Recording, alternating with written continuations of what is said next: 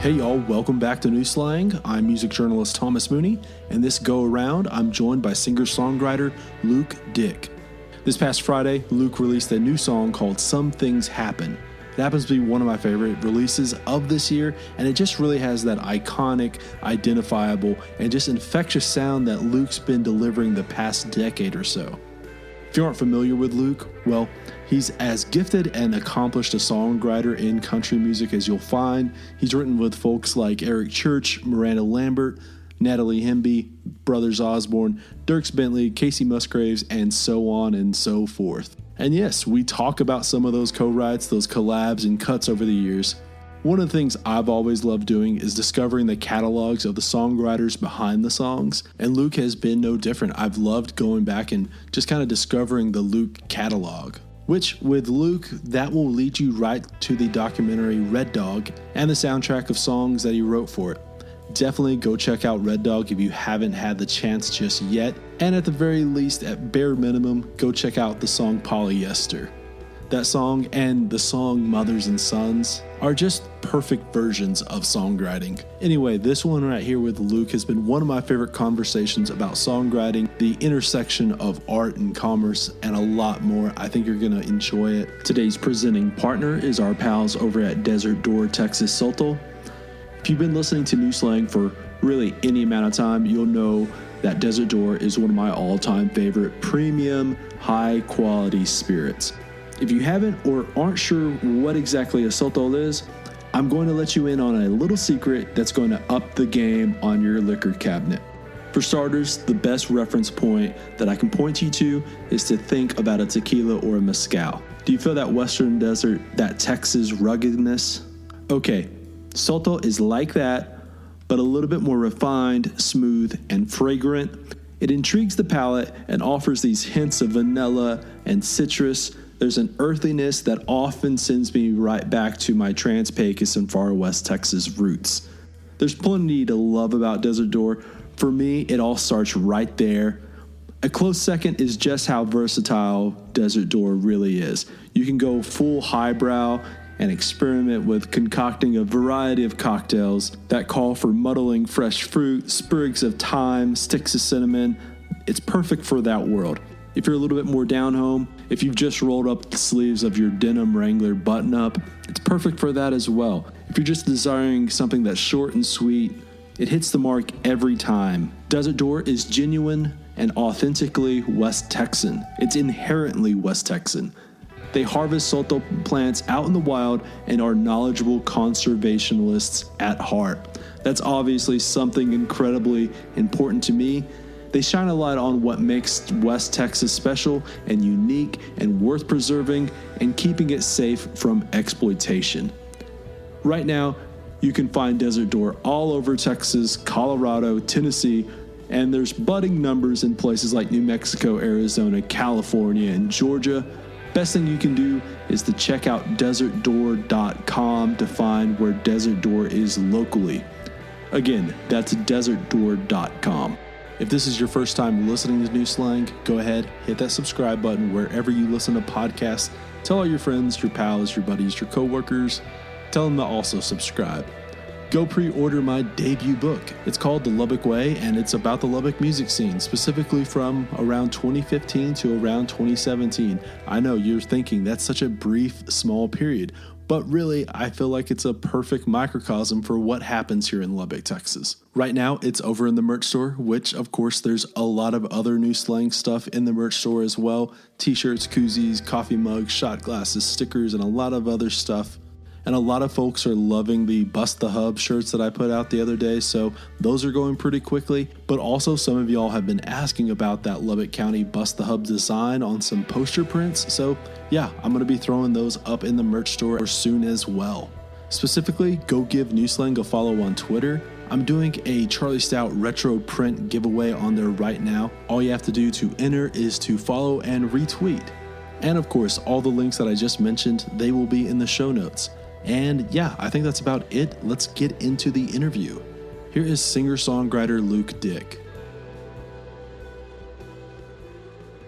You know, I guess where I want to start off is here in just a couple of weeks from now, you're releasing a new song, Some Things Happen. They sent it over to me, and I've just kind of had it playing for the last couple of weeks. And if it's one thing that you do so well is like, there's just those hooks that just kind of get stuck in your head, and then you're doing dishes or you're folding laundry and you're just like humming along to those. As far as like this song goes, like what, I'm kind of guessing this is probably like the initial root of a new record or a new project. Yeah. What can you expand a little bit on what's going on with this one? Yeah. I've had that song a minute, and it just kept resonating with me as a song. I finished the cycle or whatever on the documentary. And I thought, I have a bunch of songs banked. We could just start focusing on something, on a new project. And it's the luxury of the world anymore is, you got a team, or if it's just yourself, you can just spool up new music. And if you feel like it's quality and if it resonates with you, you can just throw it out there. Even if even labels are doing this, or, your management team or whatever, and you throw it out there and you see how it grabs, maybe it, get some traction. But honestly, just when something, I feel like kind of the place I'm in artistically, there's a freedom to just release whatever you want to release. And if something comes and resonates with you, you put it out. It seems like a really boring answer. But it's the truth, it's a free world, and you can put anything out. And so I love this song, and I have a handful of things that I want to release. And so we're strategizing now on how to release and when to release or whatever. But that's been one that has stuck with me for the past year since we wrote it.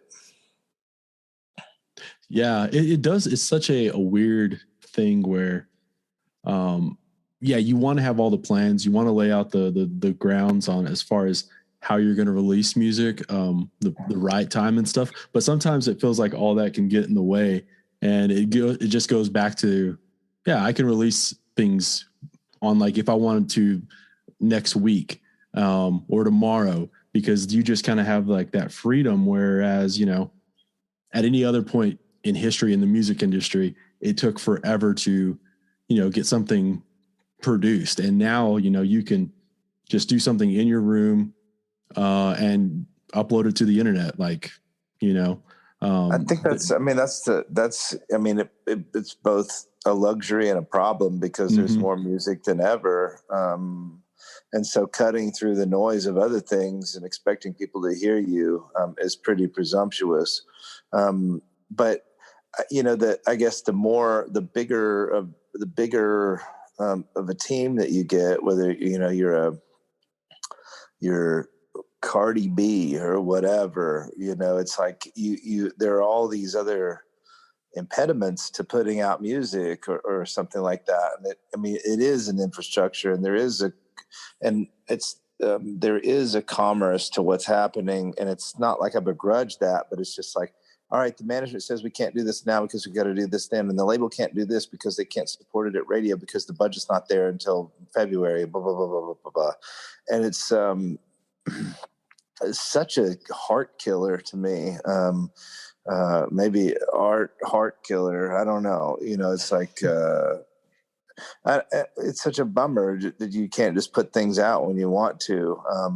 But for me, artistically, it's not like I'm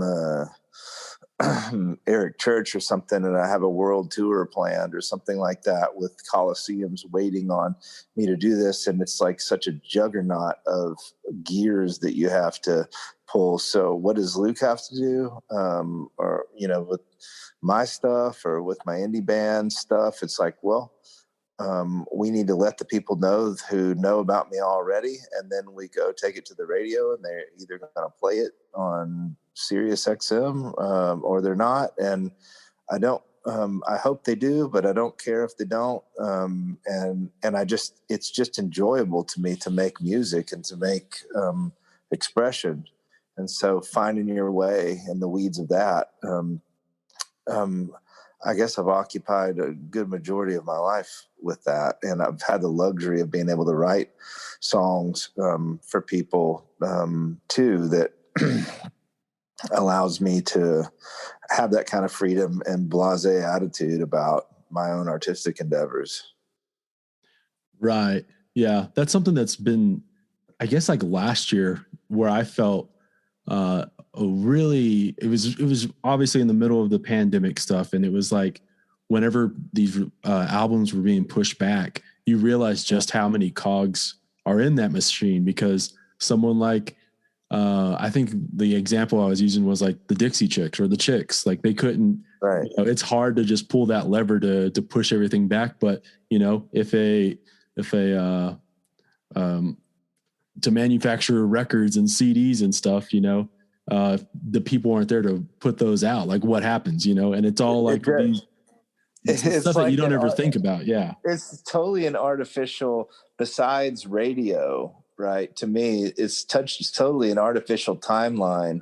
I guess everything in the world is an artificial timeline. I remember when I did music for advertising, they're like, we need revisions to this in the morning. And I'm like, what? Like the world is going to stop because there's not another Aquafresh commercial? I don't understand. Like, what's the deal? But it's like, I feel like it's even more of a made up thing now. Again, besides radio, like radio promotion that just involves a bunch of different people and there are slots. It's just like, okay, what do you do when you release a record? You upload it so that people can see it. You create the music, number one. You create the art around it, right? The thumbnail. Then you gotta do some press. Then you take it to radio, and it's like, or take it to whoever, and it's like, or you take it to press, and it's just like it's not even printed press anymore, right? So It's not like they have to fire up the printing press. It's not like, well, we fired up the printing press and the magazine comes out next month and all this stuff. It's like, we're just making all this up. Even like records, we need an album or something like that. And it's like, I love albums, but albums were kind of made up to begin with. This was the piece of vinyl and it was this big, which meant it held about an hour's worth of music. So that's what they could sell. And so they sold it. And while it became an interesting medium with which to take in the art form or the art or whatever, it was made up out because of the mechanical size of the record to begin with. It wasn't like it was like fell from the heavens that music should be released in 1 hour increments or 45-minute increments or whatever. And it's just like, now the world of digital has made all kinds of things arbitrary to me, where it's like releases. Okay, let's just get. And so then to me, it's just like, all right, it's just freedom. You can do and say whatever you want to and put it out there and drum up whatever kind of interest you can for your music, and hopefully people like it. And if it's good enough and if you get lucky enough, then it spreads out and it spreads around and people give a shit about it,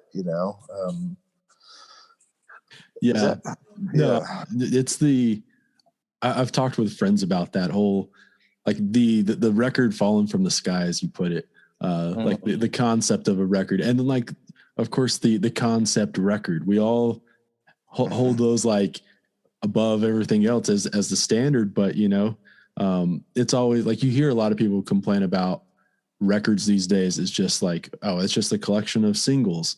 I want a record. And it's like, well, the records at the beginning were just a collection of singles, so sure. we go in these weird cycles. And it's always so funny though too. It's like, you'll see some people trying so hard to shape something as a concept record or a conceptual record. And, sometimes like those strings attached are just so flimsy, and there's nothing wrong with just calling it just, this is our next record. Yeah. These are the best things. Okay. Over the last year, we wrote 15 songs, and these are the 10 best. Mm-hmm. That is essentially that's the story of 99.9% of the records that are out there, and that's okay. Right. And it's like even great records like Exile on Main Street.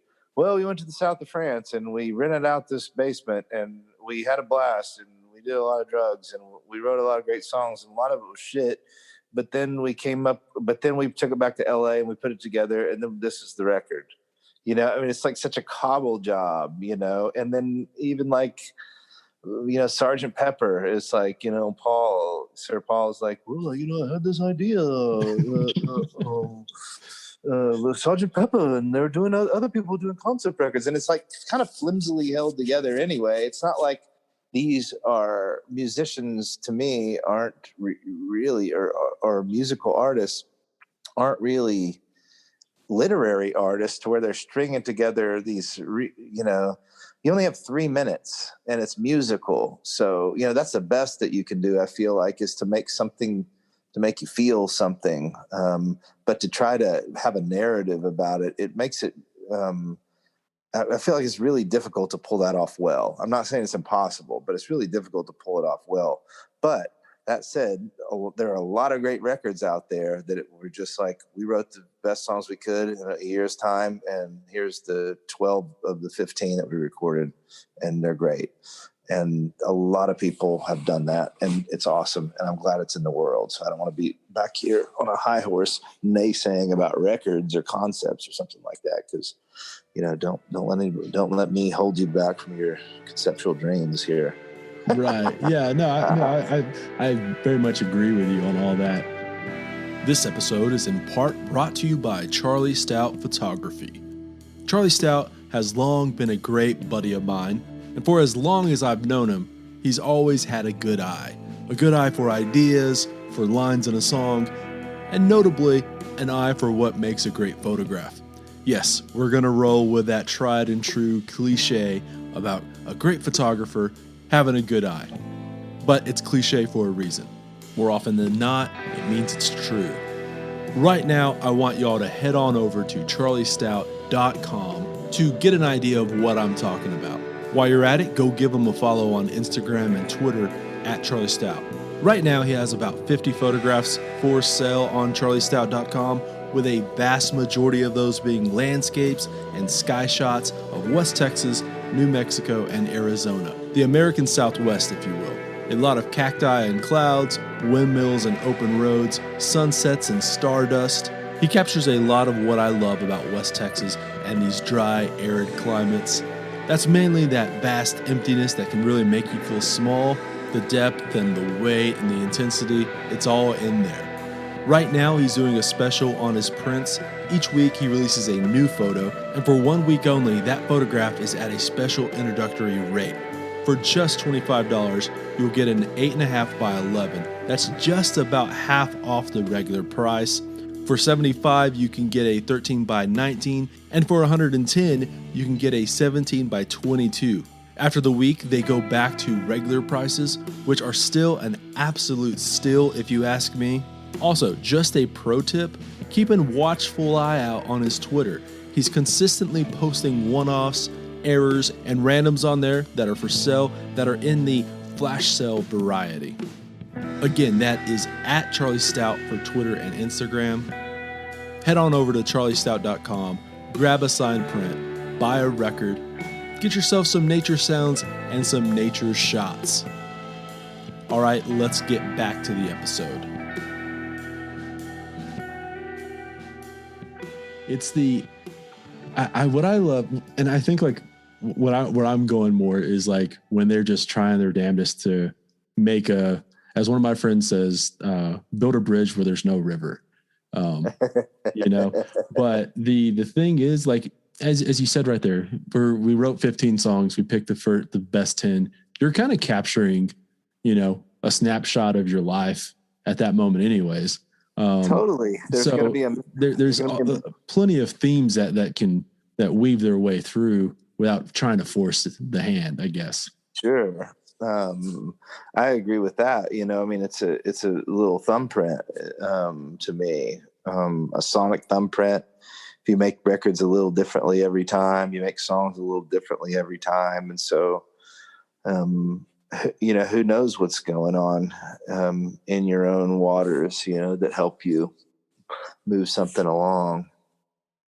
Yeah, which I guess like that kind of goes naturally to one of the things I've written down here, and that's the, you know, when you're working with someone like an Eric Church, who, like the three records that he put out this year, it's conceptual in nature, and he's, going for a certain vision overall, right? Of course, you have a couple of cuts within that world right there. Does he approach you with like that vision, that dream beforehand, or is it, what's I guess like the, not necessarily the steps that get to that point, but like, do you, or does none of that even matter when you guys are sitting down to write? Like what, I guess like what does he give you beforehand as far as like notes, essentially? I don't know. The only thing I ever think about with Eric is it's like I can't hit him with a hook that seems like mainstream or something like that. He likes sort of left-footed ideas, and you may write something. He doesn't load up a record with a bunch of hits, I guess, and so he may walk in. We were writing for that. It was up in the North Carolina, and I would just come prepared with a few ideas, but then he would walk in with his own ideas. And so it was like, okay, we're going to write Bad Mother Trucker today. Or I've got this sort of Dire Straits-ish guitar part I love that too. I have this hook with it, and it's pretty organic in terms of what, it's not like I really need an and song, an ampersand-ish feeling thing. It wasn't, I didn't feel like it was like that. He's just really leading sort of manically with creativity, and then you shape it into a song, and do your best. And I always appreciate about Eric that there aren't always a lot of rules with writing with him, and so it feels free to me, and it doesn't, I don't know, it takes the pressure off in some weird way that you don't necessarily. I would love to have a hit song or something like that, but if I'm not in a hit song, I would like to do an interesting song at least, or not sound like you're chasing a hit and it's just like on a flat, or whatever. So that's, I guess, what I would say about Eric and his process is I didn't feel he didn't come in cornering us or painting us into a corner. We're just going for it. Yeah. I think there's a special place that you can get to when it comes to where you're not chasing that hit, when that's not the priority. And I obviously you can run into that with a lot of young songwriters or like people who are outside this industry thinking that's what's happening in these Nashville rooms is like, we're just, or not we, but you guys are writing songs that are like, well, this is going to be on the radio and this is what we need to do. It feels like you guys, especially if you go through, just your song catalog, your credits, that never feels like that's the standard as far as like, oh, I need to get a hit off of this. It's like just a great song that ends up, even if it wasn't on the radio, it's still an interesting or, a good song. That's always the hope. So, yeah, that's always the hope. I mean, I feel it. As a writer, you sort of live and die by radio hits. Like there's no way that I can live in a middle-class living if I don't get a hit now and again. But I feel like there are different ways to get them. And, in retrospect, I mean, I didn't have anything to go on. It was just your own artistic intuition, is when your own creative intuition when you're writing songs. But it's like, I don't really like what's on the radio. I don't really want to. I don't really want that. So I mean, I don't. Um, yeah, I don't like to use that as a barometer for what I should be writing towards melodically or musically. It's just move. How does it move you? And then or somebody comes in, oh, you write another Bluebird or whatever. And I'm just like, look, it's already been done.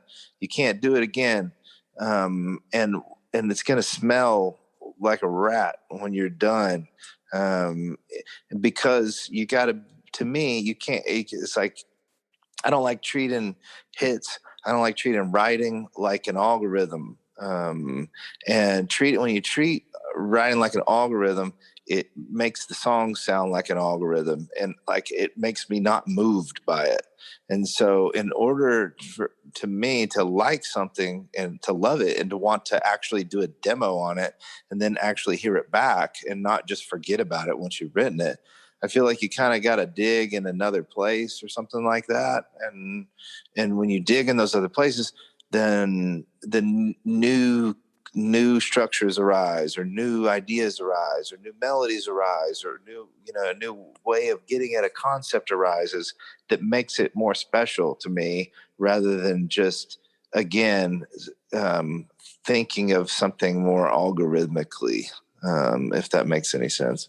Yeah, it's not songwriting Mad Libs, It's Yeah. I think like it's kind of, I live down here in Texas, and Okay. like you got a lot of people who think, that what's happening up there is like, songwriters are wearing lab coats, and you're pouring chemicals together, and that's how these hits are being written or something. And it's like, I don't think that's what's happening, guys. I think like it's a lot more organic than that, and there's gonna be great stuff happening up there. That's where a lot of the great songwriters live and work out of. And surprise, surprise, a lot come from Texas, even if they're quote unquote Texas country. So, Right.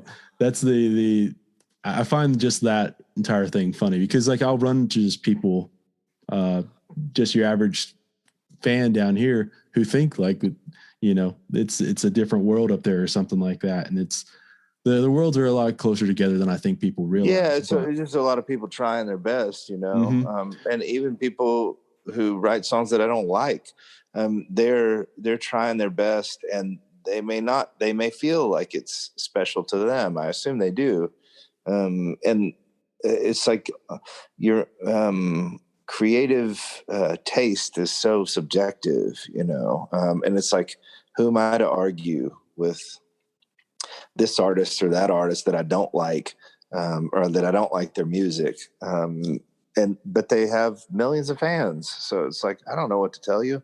Right. I can't, I'm just, all I know is I'm trying to make myself happy here. But when I'm making songs, and then, I do know that, Nashville, it's like, there's a strange little creative zeitgeist going on, and you get people, your friends, coming to you in the room, and you say, well, I got this title.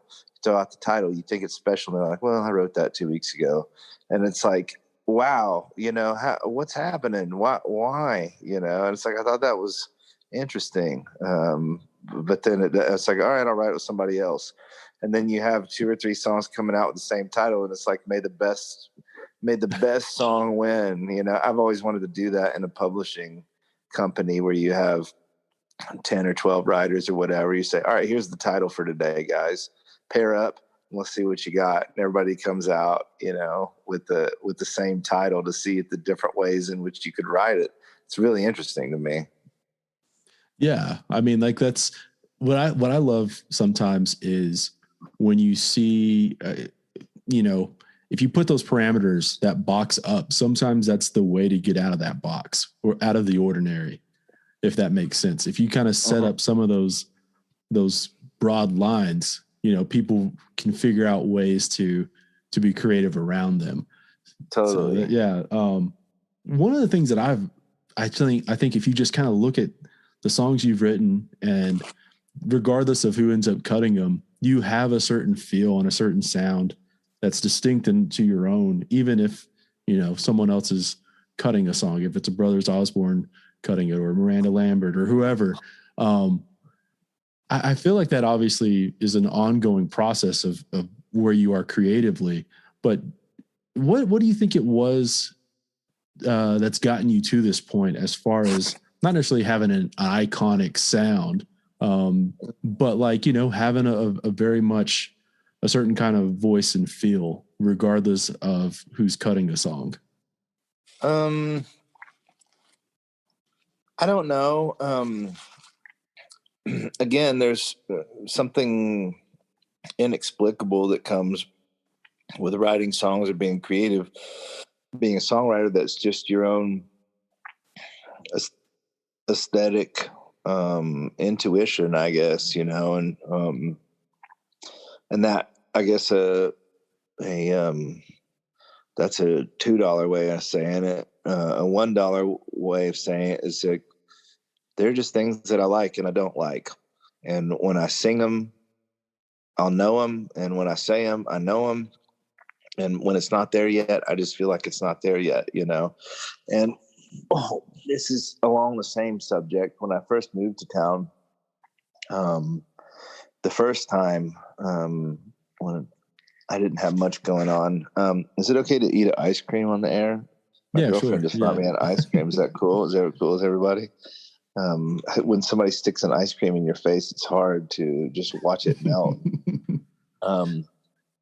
So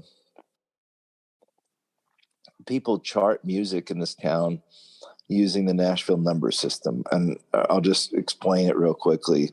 Most people may know what that is, but so it's like you assign numbers, and there's 7 numbers in a major scale, right? Bum, bum, bum, bum, bum, bum, bum, bum, bum, bum. It's the same note. So that's 1. That would be 8, because it's the same. It's still 1, because it's an octave above. It's the same note, just an octave above.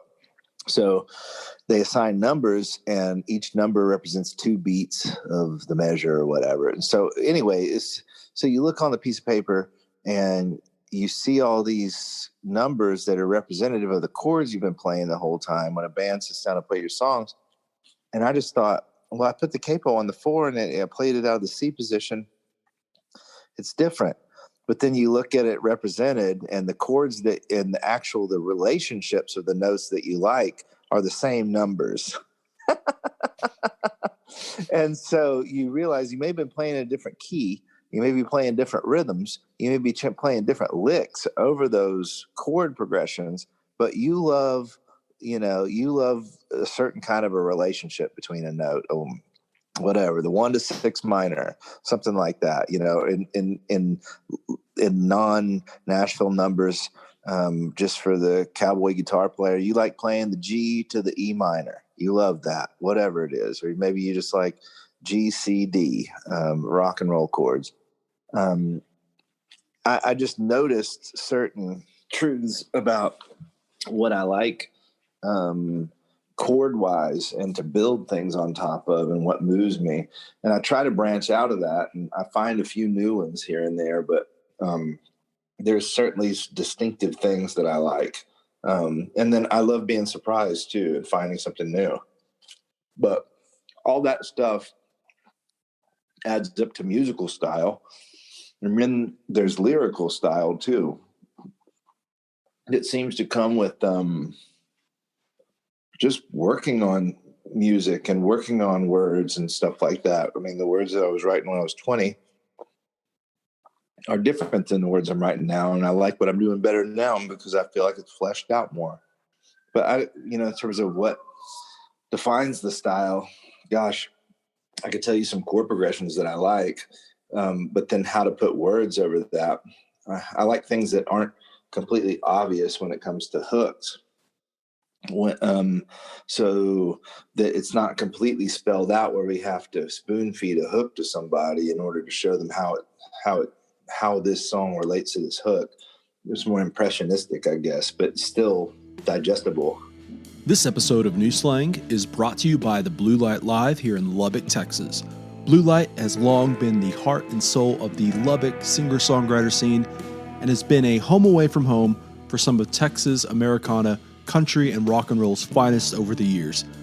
Talk with 99.9% of the songwriters who have come out of Lubbock and the Panhandle at large over the past 20 years, and they'll point to just how integral and necessary the blue light is.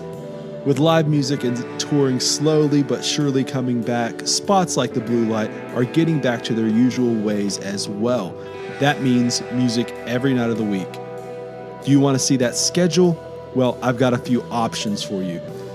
1, go to their socials and give them a follow. That is at Blue Light Live on Twitter, at The Blue Light Live on Instagram, and of course by just searching The Blue Light Live on Facebook. They're consistently posting that week's lineup of shows, as well as those heavy hitters that ought to be on your calendar that are coming up on the horizon. 2, check out bluelightlubbock.com as well. There they have the full schedule, the cover charges, time, any of those specials that may be happening. While there, go check out their merch page. They have a wide range of hats, koozies, hoodies, sweaters, beanies, jackets, and so much more. You can, of course, get all of your merch needs when you go see your favorite band take the stage at Blue Light. Just ask the bartender and they will get you all set. Speaking of which, that's another great way of seeing who's playing there. Just go to the Blue Light. It's at 1806 Buddy Holly Avenue here in Lubbock, Texas. And of course, again, that is bluelightlubbock.com. I'll throw a link into the show notes too. Maybe I'll see you there. Okay, let's get back to the show. So one of the things I guess that, in Nashville that happens is, and I think in any kind of place, when you're coming to co-writes, you're forming these bonds with people, these relationships. How important is it for you to maybe, I don't know, if you have an idea that you just really love, but it's something that, maybe works best for insert name here. Do you hold on to those ideas for those people, or do you just kind of if it's something you're excited about, you just kind of, the next person who walks in the room, the next time you're writing with someone, are you throwing those ideas out, or do you kind of have to hold some, back and where you maybe trust someone a little bit more with an idea? It's I feel like I'm showing behind the curtain here, but it's a little bit of everything. The people who brought me along are from in the artist world. I think about them, and I think about, they're in my head and their voices. And so when I have an idea, I feel like I know them well enough to say, here's an idea that would fit well for Eric. Whereas, I don't know, some other artists may not choose that. They might not want to write that. They may not see it, And so I'll bank it. And just not think about it again. Don't even bring it up. But then there may be these sort of nebulous titles sitting there. And you're going through, and you might be with a new artist or something like that. And you're going through, and they're talking about something that reminds you of a title that you have. You go, well, I have this title. It's kind of like what you're talking about. What if we did this? And it either works or it doesn't, But then also, our artists go through seasons. So with Miranda is working on a record, or we were writing out at her farm, and it turned into these kinds of songs, a certain type of song. Then it's my brain starts going there, and that's the best thing is when you can get inspired by an artist, and both your creativities are firing together in sync. You're like, okay, well, this idea would go great. And so then you make something up, you get a little sketch of it or something and send it over, fire and text over. Or something that is maybe more shrewd is if you have a friend that writes with that artist too, and you say, I have this idea. I don't know when we'll get together with so-and-so artist, but this is an idea I thought about for them. Do you think it's good? Let's kind of, let's line it up a little bit and see if we can get it ready. for the next time that we see them, or we can send them a little piece of it, see if they want to write it with us. And that's, I don't know, I feel like it's really hard. This business is so hard to make any money at. So that's part of the, just a little bit of doing a little bit of business work, I guess, to try to make it happen for yourself. Right. Yeah. I don't know, like it feels like with most creative people, you're not ever like turning that creative side off. So it's not like you're having to be more cognizant of ideas that are coming to you or like, things that are happening. But also at the same time, do you have to be more diligent at writing those down? Yes. You have to listen, you have to listen. And I'm in this phase right this particular second, where I don't feel like I have any ideas. And that, and so what does that mean? I mean, I never have an idea again. I don't think so, but I have to, I'm just looking for that spark again, and there are these phases of that to me where you're coming in and out, and it's been a, I guess, recurring thing enough that it's happened where I run out of ideas and I don't think they're going to come again. And then they come back, and then you have a couple great ones, and then they go away. And so you just kind of like, it's as easier said than done, but you kind of have to trust yourself and then try to feed yourself. What do? You watch some documentaries, I mean, you can even find ideas or inspiration on Instagram, it's just like, whatever. You just try to keep your eyes open and try to stay present. And then the ideas will come again. And then you can write them down or listen to new music, get outside your comfort zone, try to find something that just moves you in some way so you can get that feeling again, Right. Yeah. I know, like, obviously this past year, or the last year really, I think a lot of people, when I was talking with them, they mentioned how, they were in a dry spell as far as writing because they felt like they weren't seeing things out on the road. And, getting all that inspiration. If you're just kind of stuck in your room, you already mentioned, scrolling through Instagram, watch a documentary, read a book, stuff like that.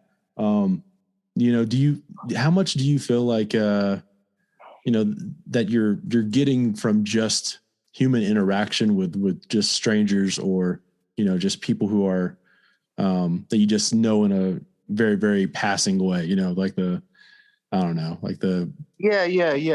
way.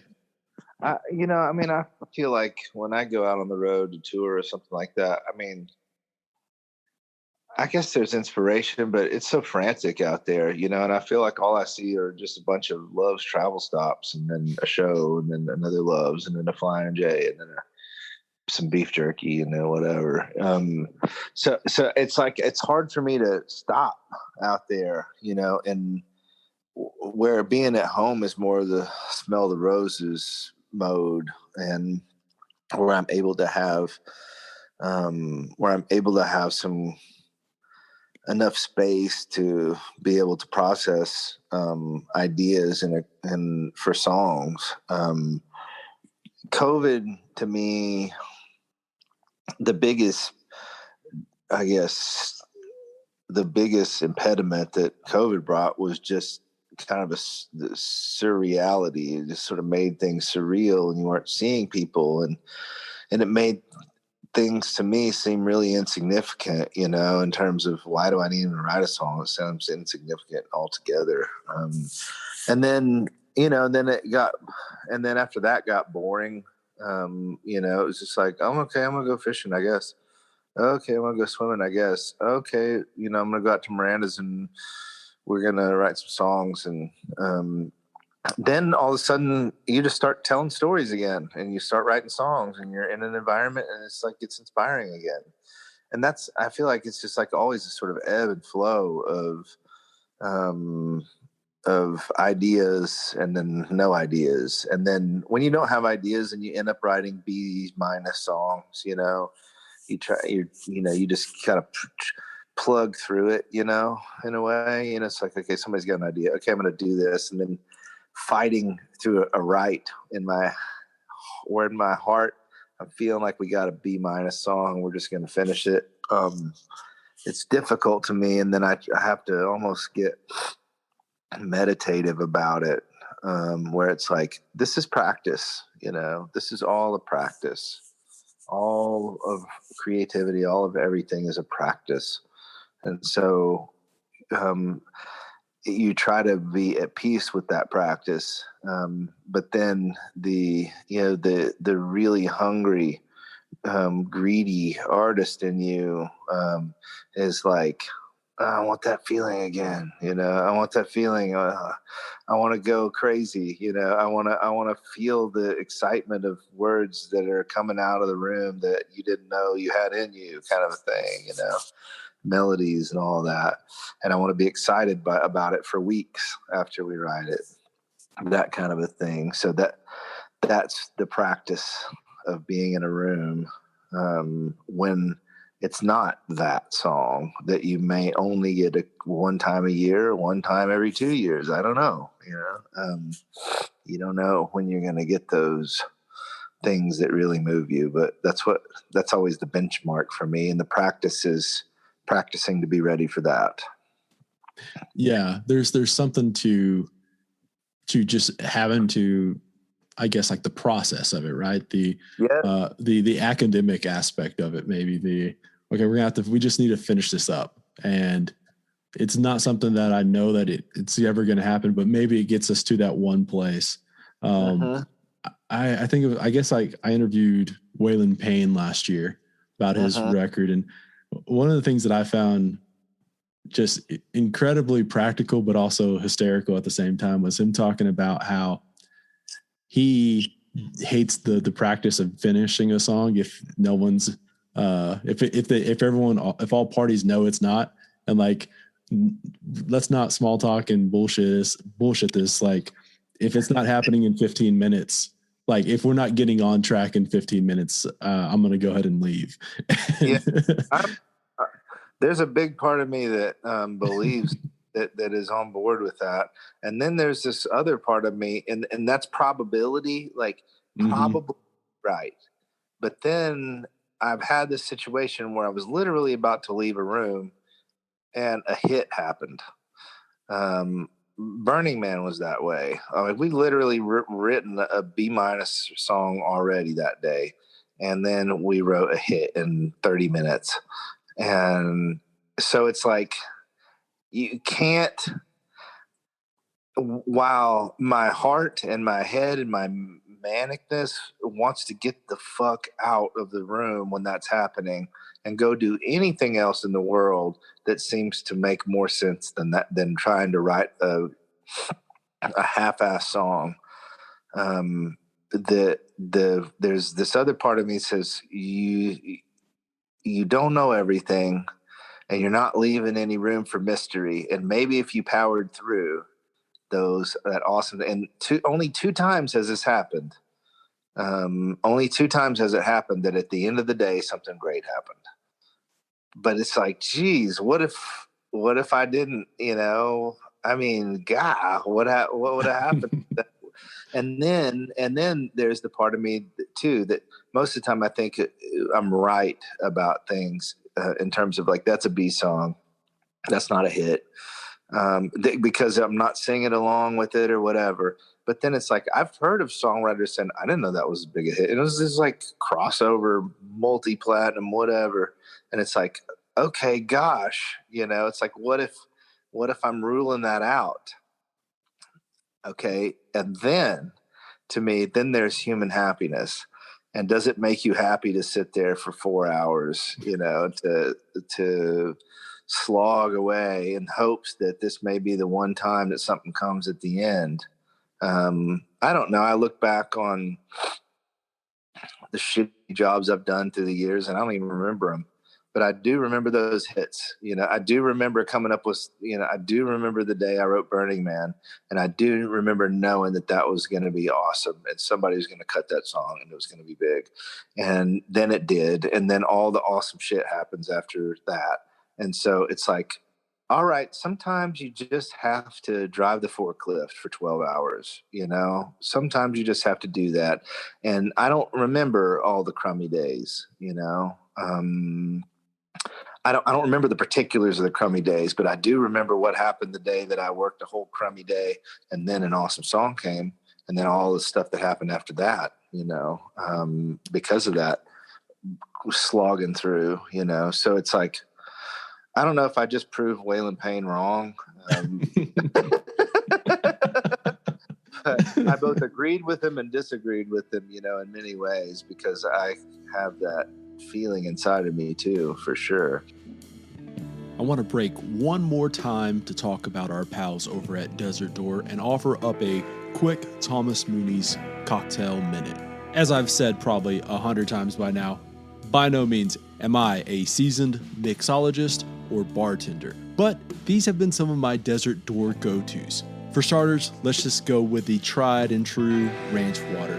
Pop the top off the Topo Chico, take a good swig, now pour in some Desert Door and top it off by throwing in a few lime wedges. Never fails. This one, it's so simple it probably doesn't even count, but again, pretty foolproof. Do the exact same thing, but get you a Mexican Coca-Cola. I guess you can go with a regular one, but you're really cutting yourself short if you don't opt for the Mexican import variety. All right, here's the change-up you've been waiting for. Desert Door Sangria. This one is prime for when you have company coming over and you aren't wanting to just be over there making 6 different drinks at a time. What you'll need is some Desert Door, obviously, a bottle of red wine, honey, boiling water, apple cider vinegar, some cinnamon sticks, a couple of apples, and some thyme sprigs. I know, that may sound intimidating, but trust me, it's worth the prep, and honestly, it's pretty easy. For starters, get you a punch bowl, add that honey, those cinnamon sticks, and the boiling water together. Now you're going to want to stir that all up and let it cool down for about an hour or so. Remember, patience is a virtue. Once that's done, add some Desert Door and stir vigorously. Now add the wine, the cider, and the vinegar, and continue stirring until it's equally mixed. Now slice those apples up and toss them in. Put in those thyme sprigs as well. Now you can pour that over some ice and you have a mighty fine sangria. Chef's kiss. Anyway, those have been some of my favorite go-tos as of late. And remember, Desert Door is as versatile as vodka and more refined, smooth, complex, and intriguing than tequila. It's rich and balanced, and whether you decide to keep it simple or want to experiment, Desert Door is that perfect Texas spirit. There's plenty more recipes over at desertdoor.com as well. Check out the show notes for a link. All right, let's get back to the episode. Yeah, I think it all goes back to that whole, like, what are you doing with your time, right? Yeah. There's definitely, he was talking about the slogging through, but it was also like, I think he was also pointing to, are we just hanging out, which. Yeah, this is very lighthearted debate here, but yeah. It is. I mean, it is. What are you doing with your time? That is the ultimate question of all human meaning, I guess. And if you ever answer it objectively successfully, then you're going to be rich too. That's a hit. Oh man, absolutely. Yeah. It's what I was thinking about, the slogging through the day thing has you've been at like a bar or a party or something and just wanted to leave, and then like you end up leaving, and then like you hear the story afterwards, like, oh, the Rolling Stones were like 10 minutes at, like they came like 10 minutes after, or some other like crazy bullshit happened. Yeah. 5 minutes after they're 2 blocks down behind you. Yeah. I got, my manager does funny pivots. I was like, oh, you left. And I don't really do much nightlife, but if I ever play, sometimes we hang out a little bit. And it's like, yeah, it's like the vibe was not awesome. So I just got in a cab and went to Midtown into this Cuban dance bar that I found on the internet, and I was like, "That's awesome." He said it was great. It's like, I appreciate your adventurousness. To turn your own night around. It's taking control of his future and his fate and his happiness. So. Oh, absolutely, yeah. Someone who you've gotten a pretty good relationship with, writing with, that I just love everything that she's done, and her new record's just incredible, is Natalie Hemby. Oh my God. Man, okay, so like, what is it like, walking into a room, or like not necessarily even walking, but whatever the case is, like, what is it like being in the room with someone like that, who obviously also has so many great stories within her? I mean, by this point, we're kind of like creative siblings. And I owe a lot to Natalie Hemby. Natalie Hemby, I feel like that was one of the first people in the writing community who really encouraged me to be myself, by just enjoying the music that I was making and enjoying the things that I was involved in. And she was so exuberant and passionate about the way that I would show up for a write. And so it really fed both my confidence and my desire to keep that energy happening. And so she is also just, I always trust her to make something better. If I bring in an idea or she brings in an idea, there's a lot of trust there. And that's one of those rights now that I feel like we've been a part of so many special things that it makes us both nervous to walk in, to hope that we get something special again. We're always talking about that, and it's like I'm always confident that something great is. I'm always confident that whatever that sort of connection that we have, that creative connection, it's always there, and it just has to be fanned in just the right way in order to make something awesome. And to me, the best songwriting sessions are the ones that are collaborative, that don't, somebody's not bulldog in the room or something like that. And so me and Natalie are both strong personalities. And so it's like when we're try to dance with each other creatively, in order and not lead too much, and one not get led too much, and so I'm so thankful she's out there in the world. I'm so thankful that she's out there as an artist, putting things out and putting herself out there. And I think her music is awesome. It makes me cry. She makes me laugh. We've shared so many moments together as friends and creators. And anyway, it's hard to put her in another category with other people, because I feel like we've been so intertwined in ways that is almost sibling-like, and just the winning and the losing and all that stuff together. Yeah, no, absolutely. Is she okay? So, not to like just relate everything back to 2020, but yeah. It is, in 2020, I guess, like, there was, you would hear about a lot of people doing Zoom writing and, stuff like that. Is she someone that like you could do like a Zoom write with, or like write a song over, email or text or something like that? Or does that something, do you not like want any of that kind of stuff within your? I mean, it's like, I don't know that Nat and I ever wrote over Zoom. That was part of my, it's like, I just decided I wasn't going to write over Zoom after a few times, unless it was like a big artist that really needed to make a record or something like that, then I would do it. didn't feel good. So I would do it here and there. But then Nat and Miranda called and said that we want to go out to Miranda's farm.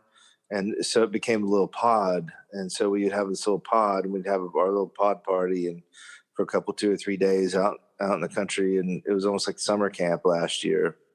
And so that was our experience, is that Nat and I essentially just kept on with it, with Miranda, and kept writing with her. And it was so fun and so cathartic. And it's just like, I'll be surprised if I don't look back on it as sort of glory days of my creativity, in a way.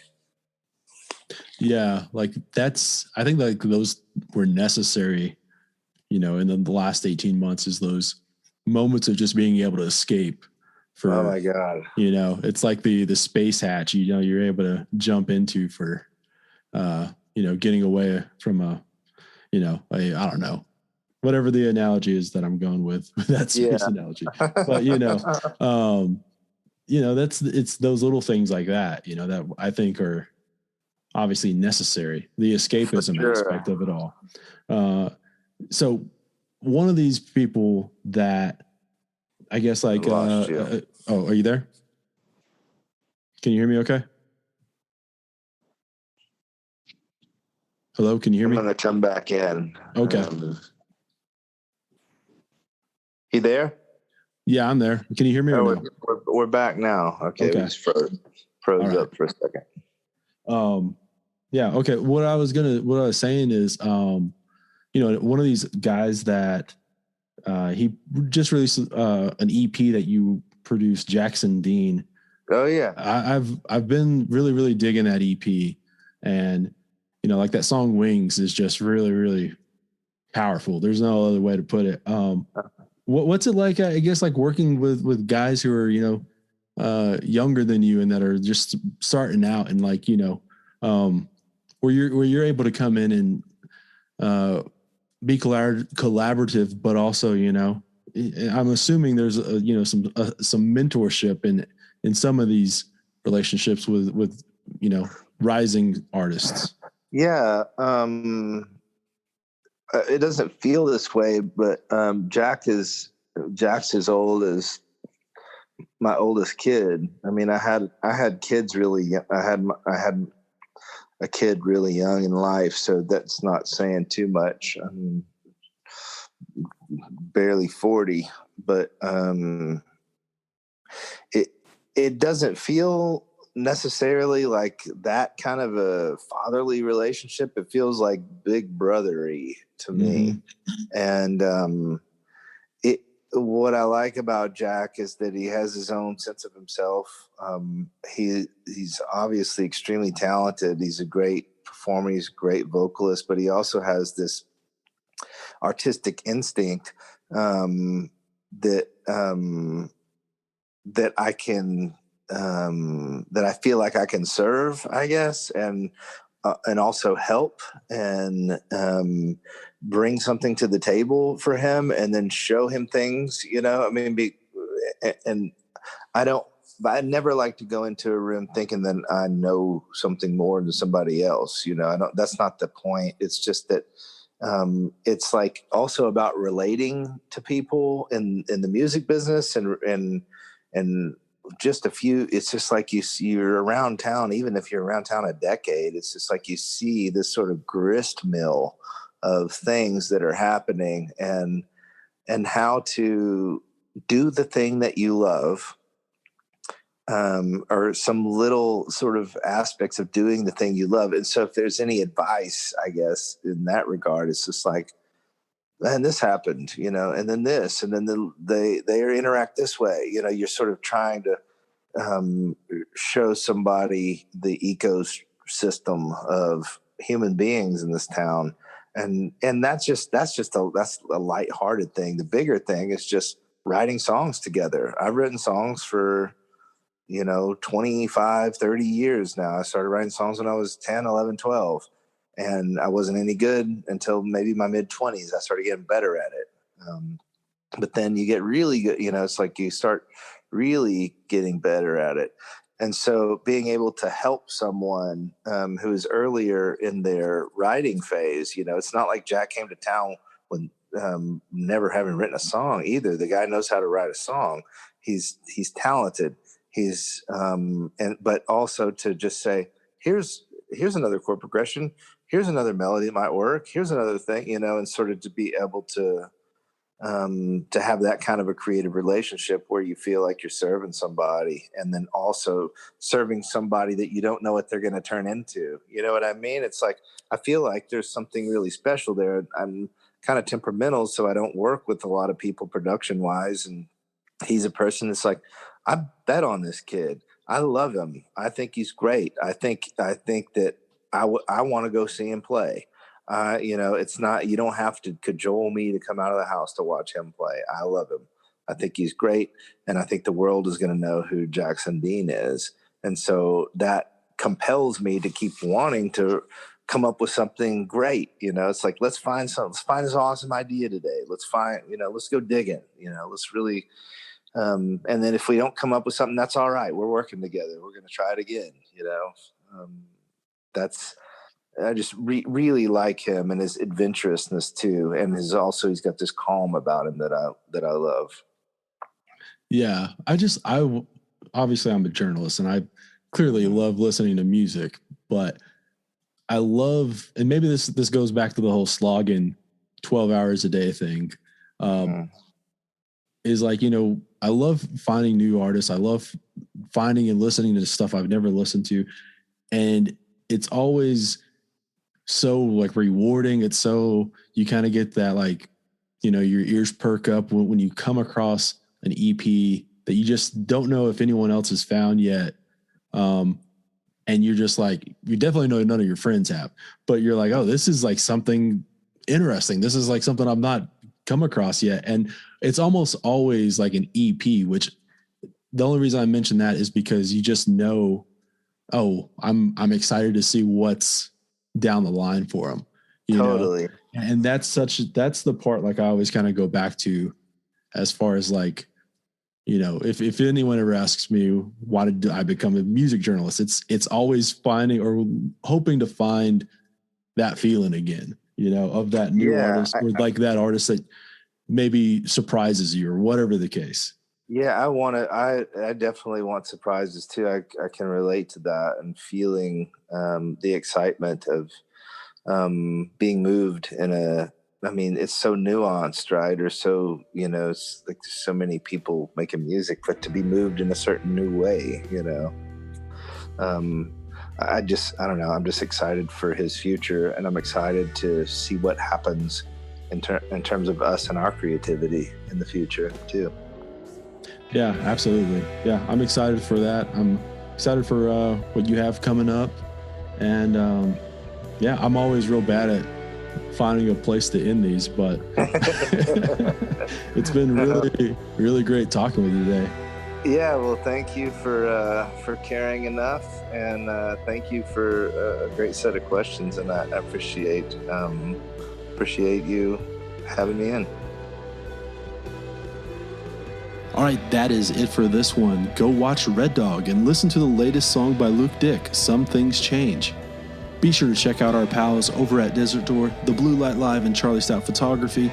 Go order the Lubbock Way, visit the merch store, go enter yourself in the Charlie Stout print giveaway over on Twitter, and most importantly, subscribe to New Slang. And yeah, I'll see y'all later in the week for another episode.